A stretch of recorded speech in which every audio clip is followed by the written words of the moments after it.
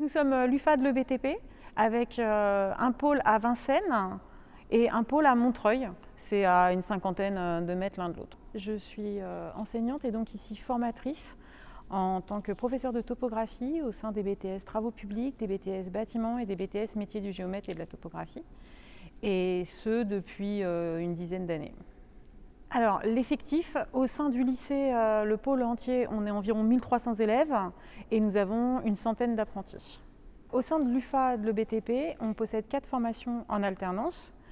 La formation METC, qui est métier de l'économie et de la construction, la formation du BTS Bâtiment, la formation du BTS Travaux publics et la formation métier du géomètre et de la modélisation numérique. Le métier de géomètre-topographe, en fait, c'est prendre des mesures de tout ce qui existe et préparer le terrain pour toutes les futures constructions.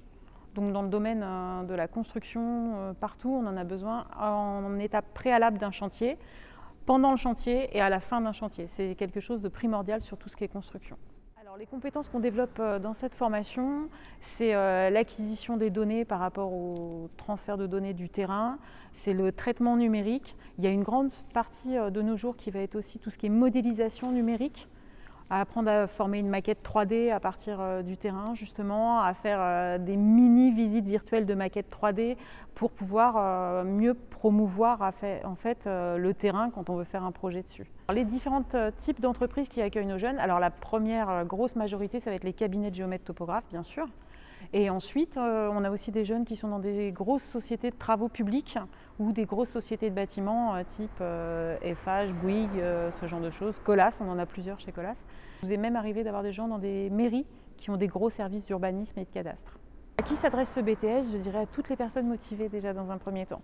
Après, il faut des bonnes notions de mathématiques. Donc on a des profils bac STI, des profils bac S, on a aussi des bac pro géomètre topographe, bien sûr. Et après, en fait, il nous arrive d'avoir différents types de candidats.